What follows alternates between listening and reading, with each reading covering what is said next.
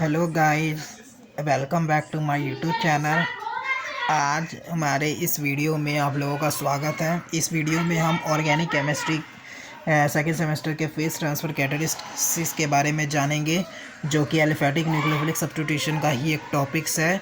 ठीक है, तो आइए स्टार्ट करते हैं। सबसे पहले हम पढ़ेंगे फेस ट्रांसफ़र कैटालिस्ट। ठीक है, फेस ट्रांसफ़र कैटालिस्ट का मतलब, कैटलिस्ट का मतलब ये है कि कोई भी समझ सकते हैं कि ये एक तरह से एक रिएजेंट है जो कि रिएक्टेंट में जब हम डाल देते हैं इस पीटीसी को, इसका शॉर्ट फॉर्म पीटीसी इसको बोल सकते हैं। जब डालते हैं ये कैटलिस्ट की तरह वर्क करता है और प्रोडक्ट बनाता है। ठीक है, तो देखते हैं कि पीटीसी जो हुआ करता था may simply define has the specific form of heterogeneous catalyst है और that support the movement of reactant from one phase into the another phase to where the reactions occur. कहने का मतलब ये है कि ये एक ऐसी स्पेशल फॉर्म्स है हेट्रोजीनस कैटलिस्ट की एक ऐसी स्पेशल फॉर्म है जो कि रिएक्टेंट को सपोर्ट करती है फ्रॉम वन फेज से अनदर फेज। दैट मीन्स कि रिएक्टेंट्स को प्रोडक्ट में कन्वर्ट करने के लिए ये एक मूवमेंट, रिएक्टेंट के मूवमेंट को सपोर्ट करती है कि एक फेस दूसरे फेस में कैसे एंटर कर रहा है।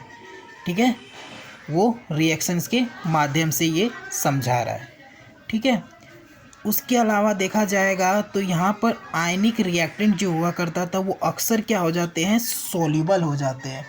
क्या हो जाते हैं, अक्सर जो हुआ करते थे वो आपके सॉल्युबल हो जाते हैं। अक्सर क्या हो जाते हैं, ये आपके सॉल्युबल हो जाते हैं। जो रिएक्टेंट होते हैं वो अक्सर क्या हो जाते हैं, सॉल्युबल हो जाते हैं इक्वस फेस में, और इनसॉल्युबल हो जाते हैं आपके ऑर्गेनिक फेस में। क्यों इनऑर्गेनिक फेस में इनसॉल्युबल होते हैं, in the absence of PTC. जब तक पीटीसी यदि प्रेजेंस है उसमें तब तक वो ऑर्गेनिक फेस में सॉल्युबल हो जाएंगे, अदरवाइज क्या हो जाएंगे, वो पीटीसी के बिना ऑर्गेनिक फेस में इनसॉल्युबल रहेंगे। ठीक है, कहने का मतलब इसका जो मेन फंक्शन होता है ना, जैसे कि एग्जांपल, जैसे कि हम पानी में सोडा डाल देते हैं तो वो उस तरह से क्या कर देता है, उसी में डिज़ोल्व हो जाता है और झाग छोड़ने लग जाता है। उसी तरह से क्या होता है, वो resemble the detergent to solubility the salt into the organic phase. तभी मान ले कोई भी चीज़ जैसे शुगर हो, हेट्रोजीनस क्या होगा, एक जो होगा कि जो सॉल्युबल हो जाते हैं। ठीक है, ठीक है ना, तो वो उस में जब सॉल्युबल हो जाएंगे, समा जाएंगे, तो वो क्या हो, एक नया सॉल्यूशन बना देते हैं। ठीक है, एक नया सॉल्यूशन बना देते हैं। एक मान ले चीनी ले लिया, एक पानी ले लिया, तो उन दोनों का सॉल्यूशन करेंगे तो क्या बन जाएगा, ठीक है, तो वो मीठा पानी बन जाएगा। तो इस तरह से क्या होता है, ये काम इस तरह से प्रोडक्ट निकालता है। फिर उसके बाद मैकेनिज्म देखा तो डिवाइड हो जाता है। ये आपका दो कैटेगरी में ये डिवाइड होता है। क्या होता है, ये दो कैटेगरी में डिवाइड हो जाते हैं। पहला होता है आपका क्वाटरनी अमोनिया सॉल्ट, या इसको हम फॉस्फोनियम भी बोलते हैं। क्वाटरनी फॉस्फोनियम या फिर क्वाटरनी अमोनिया सॉल्ट भी बोलते हैं। और दूसरा जो हुआ करता था वो आपका ठीक है, ये फॉस्फोनियम, क्वाटरनी अमोनिया फॉस्फोनियम होता है, और दूसरा जो होता है क्राउन या क्रिप्टेन होते हैं।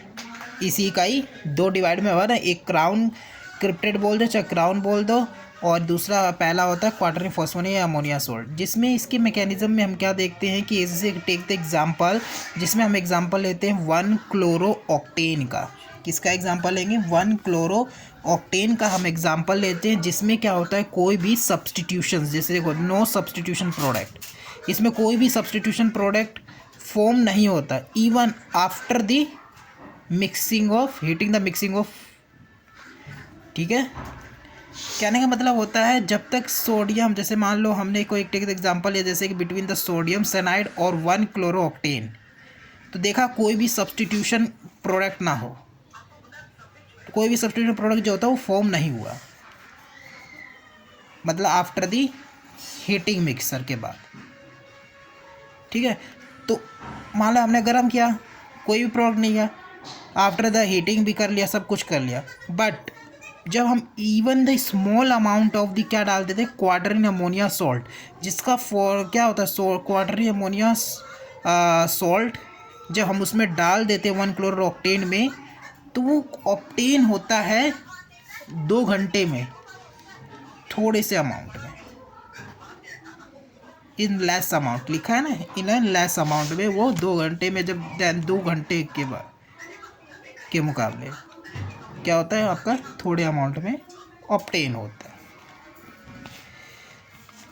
ठीक है, जिसमें क्वाटरिन अमोनिया सॉल्ट का जो सोल्ट फॉर्मूला होता है Q पॉजिटिव होता है, और मान लो यहाँ पर हमने क्या डाल दिया, Q पॉजिटिव हुआ करता था, ये जैसे Q पॉजिटिव हमारा क्या होगा R4, ठीक है, R4 जैसे P पॉजिटिव हो गया या Na पॉजिटिव, ये सब क्वाटरिन अमोनिया सॉल्ट के ये, ठीक है, यहाँ पर Q कुछ भी हो सकता है। तो इस रीजन में क्या देखा, क्वाटरिन अमोनिया सॉल्ट जो होता है वो अब्सेंट होता है जब CN होगा, CN कैन नॉट बी पास। जब आपका ये CN है साइनाइड जो होता है, जब तक पास नहीं होता है इक्वस फेस में टू ऑर्गेनिक फेस में, sufficient concentration along to leave the behind, तो पीछे से क्या होता है आपका जो सोडियम है आयंस वो लीव हो जाता है। बिकॉज क्यों, क्योंकि वो डिस्ट्रीब्यूट हो जाता है electric neutrality in the both faces में, मतलब कि ऑर्गेनिक फेस में भी जो रिएक्टेंट होते हैं वो जो आयनिक, जैसे मैंने बोला था जब आयनिक में टूटते हैं तो सॉल्युबल हो जाते हैं ना, तो उसी तरह ये क्या हो जाता है दोनों फेस में टूट जाता है, ये डिस्ट्रीब्यूट हो जाता है इलेक्ट्रिक न्यूट्रलिटी के कारण, जिसमें no motions into the organic phase, और सिंस हाईली हाइड्रेट हो जाता है इक्वस मीडियम में क्या हो जाता है, हाइड्रेट हो जाता है सोडियम, जिसके कारण क्वाटरिन अमोनिया जो होता है या सोडियम सॉल्ट जो होता है जब हम ऐड कर देते हैं तो ये क्या बना देता है आपका क्वाटरिन अमोनिया, मतलब R4N पॉजिटिव, और क्वाटरिन फॉस्फेट वही सेम जिसमें R4N, ठीक है, ये प्रोड्यूस हो जाते हैं, जिसके कारण ये क्या होता है कि इंटरफेस में क्या होता है कि ये पास हो जाते हैं और 2 फेसेस में एंटर करने स्टार्ट हो जाते हैं। ठीक है, बिकॉज क्योंकि यहाँ पर R क्या है हमारा R4N, मतलब कि क्वाटरिन अमोनिया, और दूसरा क्या होता है फॉस्फोनियम सॉल्ट है, जो कि एक पुअर बल्कि तो ग्रुप है, बट इनका जो सॉल्यूशन देखा जाए तो वो कैसा होता है, पुअर होता है इन इक्वस फेस में। फिर उसके बाद देखा जाए तो इंटरफेस में देखा, जब CN जो होता है वो कैरी करता है आयंस को, तो इलेक्ट्रिक न्यूट्रलिटी उसको क्या करता है दोनों फेसेस में पहुंचा देता है। जैसे ही आपका CN जो होता है वो रिसोफिसेंट कंसंट्रेशन में पहुंचता है तो वैसे ही क्या हो जाता है आपका रिएक्शन जो होता है वो स्टार्ट हो जाती है, तो ये क्या बनाता है RCl है, ये RCl है, RCl टू यील्ड RCN में कन्वर्ट हो जाता है, और हैलाइड्स, और आपका हैलाइड्स आयंस निकलता है। तो देख लीजिए, मैं आपको वीडियो को पॉज करके आप स्क्रीनशॉट भी ले सकते हो। उसके बाद हम डायग्राम के माध्यम से समझते हैं। जैसे ये आपका क्या होता है, ये मान लो आपका कोई भी सॉल्वेंट है, मान लो ये ब्रेक डाउन है जो ब्रेक कर रहा है दोनों कार्बन, ठीक है, ये ऑर्गेनिक फेस है और ये ब्रिज है, मान लो आप सॉल्ट ब्रिज ही समझ लो, ऑर्गेनिक फेस है, और दूसरी तरफ क्या है इक्वस फेस है, जिसमें आपका Q जो होता है वो CN पॉजिटिव और ये है, फिर यहाँ पर भी सेम है, इक्वल ऑर्गेनिक फेस और इक्वस फेस में दोनों सेम है, मतलब कि इरिवर्सिबल है, आर पार दोनों जा सकते हैं। Q यहाँ पर पॉजिटिव मैंने बताया कि क्वाटरिन अमोनिया फॉस्फोनियम दोनों है, डोनेट करता है, RCl के साथ ये रिएक्ट कर रहा है तो RCN बनाया, और Q पॉजिटिव और Cl बनाया। उसी तरह NaCl के साथ मैंने हमेशा नमक घोल दिया तो इसमें NCN कन्वर्ट हो गया, फिर QCl, तो ये दो एक दूसरे से यहाँ पर, बट ये दोनों, तो इसमें क्या निकला सोडियम, और यहाँ पर R ग्रुप निकला है ना। तो इस तरह से क्वाटरिन अमोनिया मैकेनिज्म समझते हैं। तो आई होप आपको ये मेरी वीडियो पसंद आई होगी, तो इसे लाइक करें, शेयर करें, कमेंट करें, ठीक है, और ज़्यादा से ज़्यादा शेयर करें, कमेंट करें, और सब्सक्राइब करना ना भूलें। तो आज के लिए बस इतना ही, बाय बाय, जय हिंद, जय भारत।